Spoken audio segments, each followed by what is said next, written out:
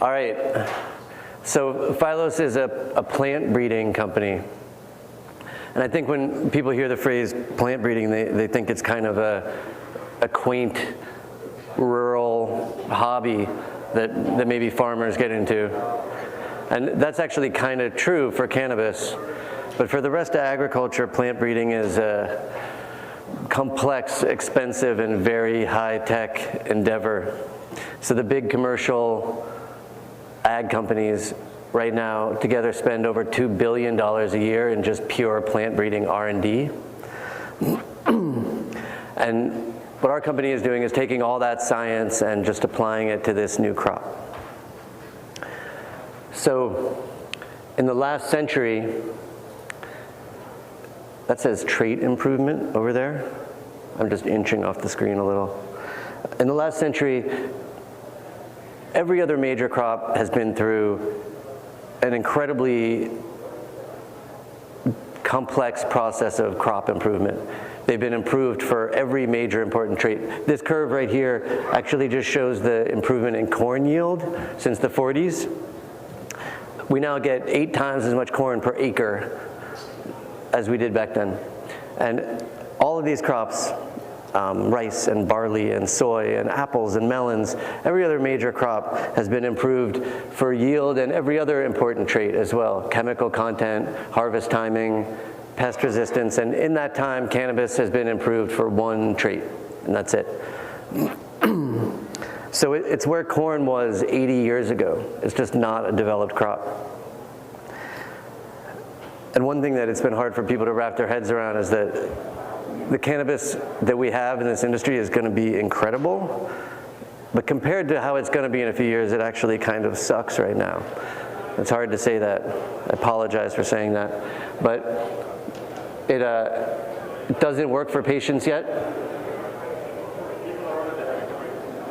You still don't ever know what you're going to get. You don't know what it's going to do to you. We still don't have plants that make most of the most important, medically important cannabinoids. It used to work for growers when margins were high and losses were acceptable. But undeveloped crops have unpredictable yields, and they get sick, and they're really expensive to grow. So in a few years, all the cannabis that's around right now will be replaced by new optimized, specialized plants. We'll have plants that are completely resistant to mold and mildew and have dialed in water usage for the climates they're in. We'll have plants that have incredible amounts of CBD and other cannabinoids and no THC at all for the hemp seed market. We'll have plants that have completely custom terpene combinations, the flower early, and all these plants will be specialized for the different parts of the industry. And having access to those plants won't be optional if you're a producer. Can you guys see that at all? There's a lot of funny stuff going on the screen, but that's why I'm here, because I know what that says. What it says is that our company is developing this next generation of plants, and it's not going to take very long either. A normal corn breeding cycle used to be 15 years.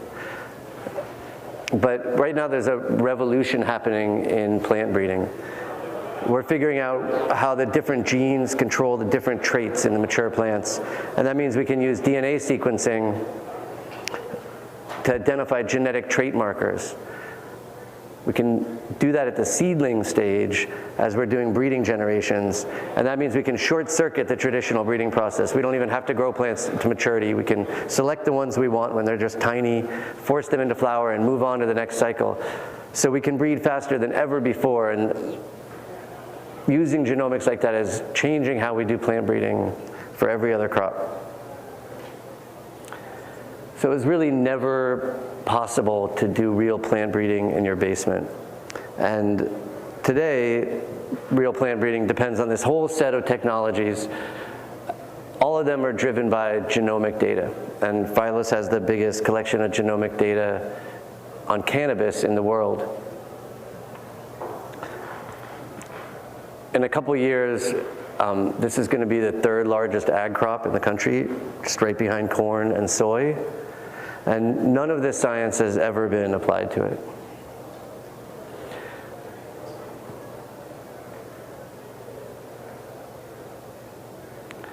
So we built our company to take all of that science that mainly just exists inside commercial ag and apply it to this new crop. This is what we bring to it. We have a large and incredible team of scientists across all the different disciplines that you need. We have by far the largest collection of cannabis data in the world. We have a huge network of scientific collaborations. We have a high throughput molecular genetics laboratory in Portland. And we are building large R&D plant breeding facilities across 3 countries. So all of that science, we're just taking from commercial ag. It's known science. The hard part has really been figuring out how to apply it in this industry. But we're doing it in ways that allow Phylos to stay a legal data company while we're directing breeding programs at other sites around the world. So we do all the data work and all the molecular work at our lab in Portland where we don't touch the plant. And the breeding work happens inside other entities, and we contract with those entities to do the plant touching work. We created those companies and we control them, but legally they're separate from Phylos. And I just underline that because it's confusing to people that a plant breeding company would be a non-plant touching company. But we are technically because we like to have a bank account. So we have a worldwide network of customers from our testing business that is turning into a network of plant breeding partners. We are building our own. My PowerPoint is so screwed up. At the end of the day, Mowgli. Yeah, where could that little C have come from? I mean, that's just so mysterious to me. Anyway, we're building our own plant breeding facilities in California, in Oregon, in Canada, and we've just formed an entity in registered genetics in Colombia. So our core business is plant breeding. We had to build 2 other businesses to support that. So it takes an incredible amount of genomic data to do advanced plant breeding, and there was no data like that for cannabis. So we built an entire testing business to create all that data. And it's also very difficult monetizing new cannabis varieties in this fragmented market. That's actually not something people have figured out how to do yet. So we built a joint venture to bring our plants to market as tissue culture clones. So the testing business started as a collaboration with the American Museum of Natural History. We collected cannabis DNA from all around the world and sequenced it and made this giant map showing how all the different varieties are related. It's called the Phylos Galaxy. It's online. You can play with it. It's kind of fun. It is actually the most advanced population genetics data visualization for any species, and it's the foundation of our breeding program. And then to bring our plants to market, we made a joint venture that's producing sterile tissue culture clones. If you're wondering, they do basically what Front Range Biosciences does, but they will have a constant pipeline of new genetics from the stuff that we're creating. So this company is called Conception Nurseries. I never use purple in my presentations, ever. I've never used purple. I just want you guys to know that. That's just... So this company is called Conception Nurseries. It's a joint venture with Crop One, which is the leading indoor ag company. They're building a $40 million lettuce farm in Dubai right now. But the way they grow plants is perfect for cannabis cloning. So both of those businesses just support the core business, which is plant breeding, creating incredible new cannabis varieties. So we really do have an incredible team. This is just the boring business team. But Ralph and Scott in particular have been through many exits and are masters at what they do. I think we have 10 PhDs on staff now. This is the leadership of the science teams. Jess was a protege of the genomics pioneer Craig Venter. Alicia was a professor at UCSF where she built and ran the bioinformatics core facility. And Brian is one of only 2 or 3 plant breeders in the world who did his genetics PhD actually breeding cannabis. These are our main scientific partners. I'll just say that we have a group at Cornell that oversees our breeding program. We're continuing to do this sort of ancient cannabis evolution research project with the American Museum of Natural History and now with the Harvard Herbarium. And we just completed a project with Illumina, which is the main DNA company in the world. We built a high-density genotyping array with them. That's the same tool that 23andMe uses for human genotyping. We built that. It's the first one ever made for cannabis, and we have exclusive access to it. It's a genotyping array. So when you send in a sample to 23andMe, they use these arrays to look at your entire genome. And so we built the same thing with Illumina. And that's the tool that's the foundation of a breeding program. So every time you do a cross, you genotype all the offspring, and you can see which ones have the genes you want. But you need a really powerful, high-throughput tool to do it. And Illumina has 95% market share. And the fact that we have exclusive access to genotyping with them is probably one of our biggest barriers to entry for other people who want to do this. And then I just want to say something about our advisory board. So we have a really unusual advisory board. They're not there for show. We're building a complex business in a chaotic industry, and it was important to us to be surrounded by real wisdom. So all of our advisors have equity in our company. We are in constant touch with every one of them. It's actually a quite big group. This is just the core plant science team. So there are 2 academic centers that are the main plant breeding universities in the world, and that's UC Davis and Cornell University. So Lucas and Larry are at Cornell. Larry Smart is actually the guy who runs the hemp program at Cornell. Gail Taylor is the chair of the plant sciences department at UC Davis. Sue Rhee is the head of the plant biology department at Stanford Carnegie. Ron started and ran a couple seed companies that he sold to Syngenta. He worked for Syngenta for years doing M&A, and is now the CEO of a spin-out company from there. And Barbara, until recently, was the VP of technology acquisition for all of Dow DuPont.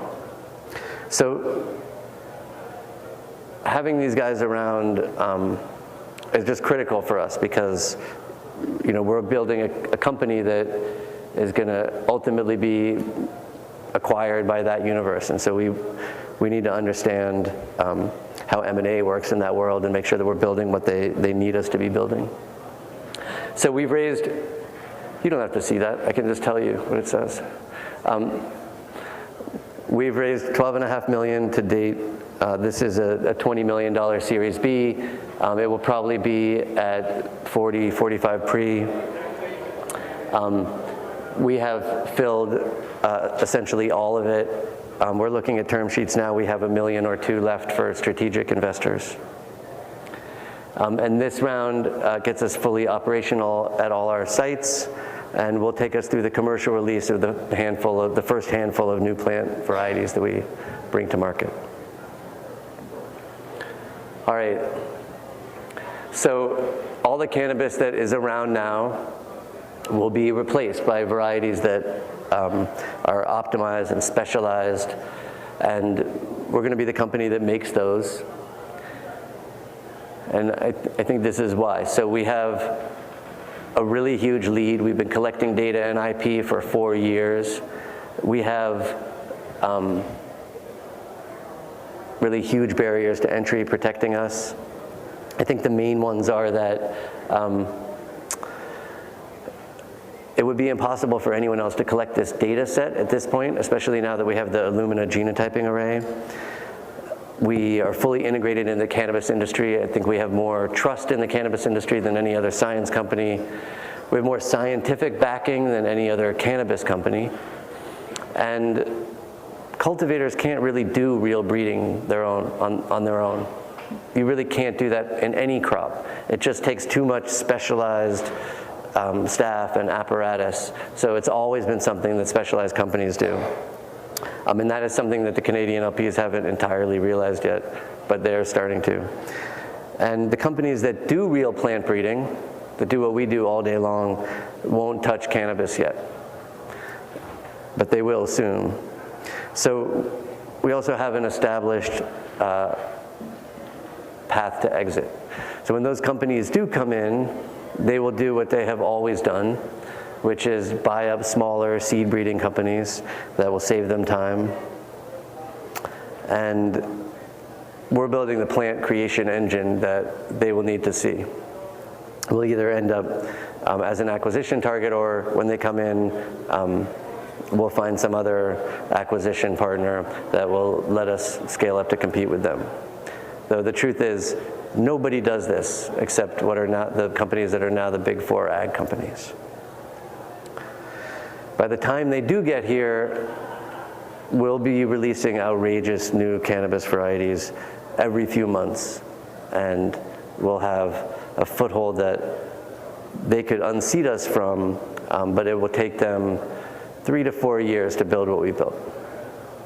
And that is it, and I think I have plenty of time for questions, if you guys have questions. So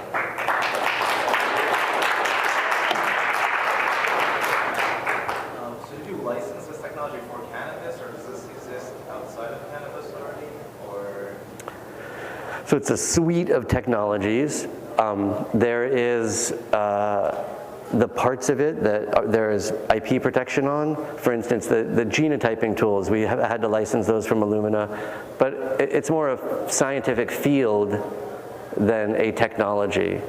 But there are lots of little pieces of it that biotech companies hold licenses to that we've had to license. And what makes cannabis a good use case for it? Every crop is a good use case for this. Every single crop that humans interact with can be wildly improved through plant breeding, and has been, except for cannabis, because it's been illegal. Well, I apologize, I walked in a little late. Did you discuss your revenues and where you were? I didn't. So our plant breeding business is pre-revenue. So we won't bring our first varieties to market for 9 months. We have this legacy testing business. We did 1.6 million in sales from that last year. That business will never get especially large, and we maintain it because it is a constant source of data. Can you contrast what you guys are doing and then what happens in GMO? Thinking about entering the European market, how Europe may or may not react to your product versus others. Yeah. So plant breeding is not genetic engineering. You just cross plants together and you produce seeds, and then you select the best ones at each generation. The way it's done in modern plant breeding programs is incredibly scientific. There's lots of statistics driving how you make the crosses and how you run the different populations and when you cross them back to each other. And now there's all this genomic data that goes into it. So you're using genomics to monitor the progress of the breeding program and to accelerate it, but you're not actually editing the genes. So Europe is a leader in this kind of science, and they have no one has any problem with it on that level. In big ag, they use GMO in conjunction with this. They use all kinds of gene editing tools in addition to traditional plant breeding and genomic plant breeding. If we do that stuff, we won't do it in a way that would end up releasing edited plants into the market. We would do it simply to knock out certain genes that allow cannabis to produce high levels of other minor cannabinoids, and that would be for pharmaceutical extraction supply chains. But I don't think the cannabis market wants to see GMO plants. Can the genetic knockout also extend to sterility? So it's a single seed, single crop, different operation, or is this something that propagates to seed? So that is a complicated question. The answer is all that stuff can be done. Some of it can be done with traditional breeding even. we have some political problems with the way those companies have operated, and it burns my ass that they're our most likely acquirers. But we think we can do all this work in ways that avoid the kind of lousy economic behavior that they've displayed that's been so bad for farmers. So we started this cloning company to get out all these plants out in a way that's unprotected to all the small farmers in Oregon and California. And we have made a huge amount of our data public. And you know, we believe in seed saving and farmers being able to continue to work on plants and all those things. And we have this hope that if we set the right tone for how modern ag science works with this crop, that even once big ag comes in and does what they normally do, we will have set the tone in some way. Maybe that's naive. Anyone else? We give plant patents or utility patents. So that's a good, he said, will we be getting plant patents or utility patents on the plants that we produce? The answer is that we think broad utility patents that cover entire categories of plants, patents like that have been granted for cannabis already. We think they suck and are bad for the industry. We don't have a problem with narrow patents that protect individual plants that someone made. And we will be applying for those, and we will be helping other breeders apply for those as well. But we won't be applying for categorical utility patents on plants. Mowgli, I think Barbara? you got your finger on one of the worst problems is companies and pharma particularly trying to do wide spectrum. How do we prevent that? We've been trying to prevent it by making tons of data public, proving that can indicate, that can serve as evidence of all the plants that are out there now that are really in the public domain. And that sort of puts down flags that makes it hard for companies to get broad spectrum patents because all those other plants would interfere with them. But we have to prove that they exist and make sure that they're documented in the public domain. But it's hard to fight that system. What's your revenue model? So the same as it is for ag companies, we create new plants and we sell them. Every plant in every market kind of needs its own approach to monetization and IP protection. Once we have stable seed lines, we can sell seeds directly. Initially, we'll be licensing plants to conception nurseries. They will bring them to market as clones. We get 7.5% on all clone sales. We'll also do one-off licensing deals with large producers for individual plants. But in a broader sense, you make plants, you sell them to producers.